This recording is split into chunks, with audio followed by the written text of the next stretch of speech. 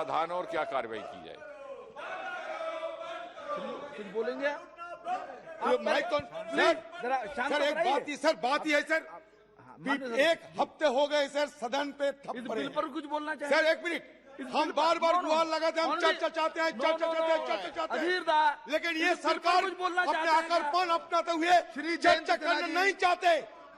माननीय सभापति महोदय जी, भारत का ये सौभाग्य है कि माननीय प्रधानमंत्री जी के कुशल और निर्णायक नेतृत्व के कारण हम लोग विश्व गुरु बनते चले जा रहे हैं। और आज जो माननीय मंत्री जी ने इस विधेयक के बारे में हमें बताया है, उससे स्पष्ट ये नजर आ रहा है कि इस विधेयक के द्वारा और अन्य कई कदमों के द्वारा हम लोग इस विश्व गुरु का लक्ष्य जो है बड़े तेजी से हम लोग हासिल करते आए हैं। ये जो विधेयक है, जिसको माननीय अभी मंत्री जी ने थोड़ा इसका विस्तार से हमें बताया, ये जो विधेयक है ये एक व्यापक और दूरदर्शी विधेयक है और इसके दो मुख्य उद्देश्य हैं सभापति महोदय, जिसके बारे में मैं थोड़े विस्तृत रूप से आपको बताना चाहूंगा।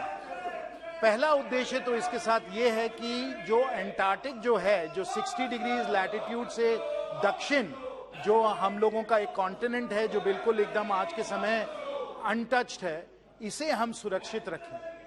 ये जो कॉन्टिनेंट है आज इसका उपयोग सिर्फ वैज्ञानिक कारणों से हो रहा है, तो इसका अमन बनाते हुए इसको वैज्ञानिक उद्देश्य से हम लोगों को सुरक्षित रखना है, जो इस विधेयक के द्वारा हम लोग पूरी तरीके से हासिल करने वाले हैं। साथ साथ, और माननीय विदेश मंत्री जी भी यहाँ उपस्थित हैं, साथ साथ सभापति महोदय जी, हम लोग क्योंकि एक कंसल्टेटिव इसके पार्टनर हैं, जैसे माननीय मंत्री जी ने बताया, हमें ये भी एक जिम्मेवार कंसल्टेटिव पार्टनर के हैसियत से अपने देश में भी ऐसे कानून बनाने हैं जो हम लोगों ने इंटरनेशनल ट्रीटी साइन की हैं, उनको हम लोग अपने कानून के द्वारा उनको भी हम लोग इस तरीके से अमल करें।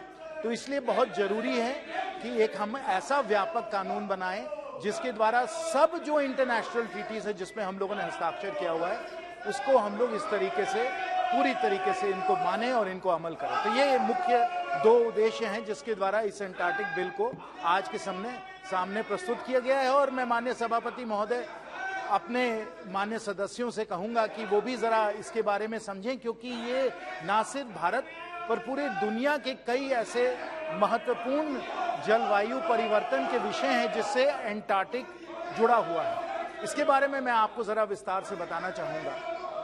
देखिए, जैसे मंत्री जी ने बताया, एंटार्क्टिक एक ऐसी जगह है जहां टेम्परेचर जो है, तापमान जो है वो बहुत कम रहता है। सर्दियों में तापमान जो है वो -90 डिग्री सेंटीग्रेड तक चला जाता है, गर्मियों में भी सिर्फ -10 डिग्री सेंटीग्रेड रहता है, और एवरेज जो इसका तापमान है सभापति महोदय वो -60 डिग्री सेंटीग्रेड होता है। यानी पूरा जो एंटार्क्टिक का जो कॉन्टिनेंट है वो बर्फ से ढका हुआ है, पूरा कॉन्टिनेंट बर्फ से ढका हुआ है।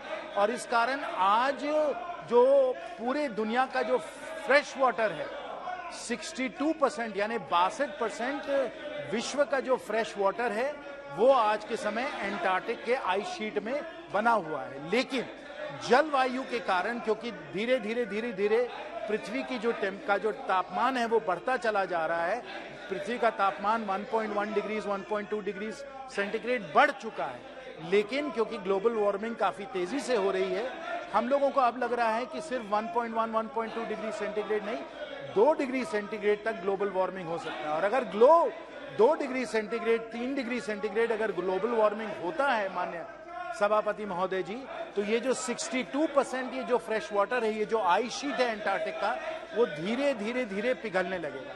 जब ये धीरे धीरे पिघलेगा तो विश्व में बहुत संकट आ सकता है।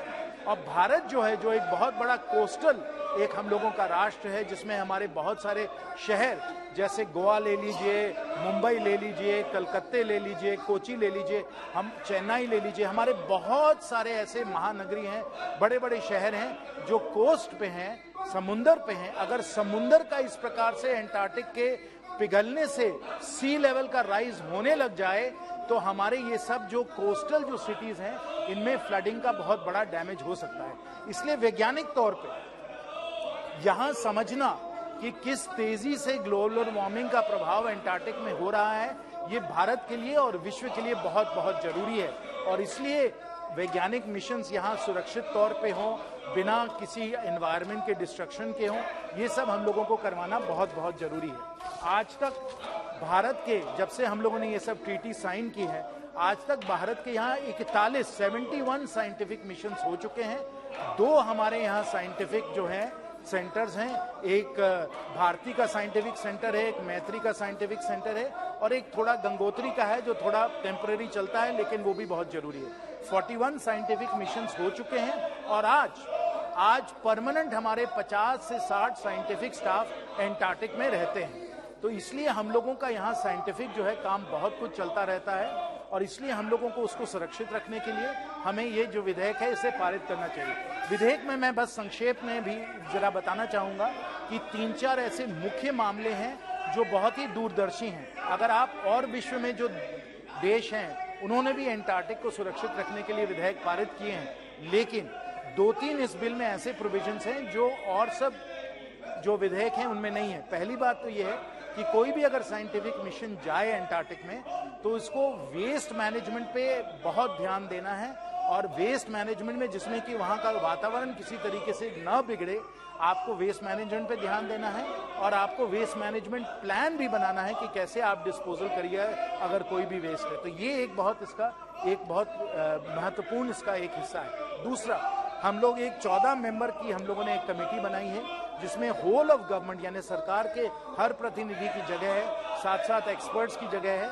तो कोई भी अगर आपको परमिट चाहिए तो आपको ये प्लान इस कमेटी से परमिट लेकर ही आपका अप्रूवल मिलेगा, फिर जाके आप वहाँ वैज्ञानिक काम कर सकते हैं। और तीसरा मामला जो ये है सभापति महोदय, वो ये है कि सिर्फ सीमित ऐसे आप काम वहाँ कर सकते हैं। अगर वो आप सीमित काम करने को, जैसे वैज्ञानिक काम हो, या आप जाकर वहाँ समझ पाएं कि वायु पूरे क्लाइमेट में क्या अंतर आ रहा है, इस किस्म का अगर आप करें तभी जाकर आपको परमिट मिलता है। ये भी इस विधेयक में पूरी तरीके से बताया गया है। तो इसलिए माननीय सभापति महोदय, क्योंकि बहुत ही व्यापक और दूरदर्शी एक विधेयक है, मैं इसका सहयोग और समर्थन करता हूं, और मुझे पूरी अपेक्षा है कि अगर माननीय सदस्य भी इस पे थोड़ा ध्यान दें, वो भी इसके पूरी तरीके से समर्थन में खड़े हैं। आपको बहुत बहुत श्री भर्तृहरि मेहता जी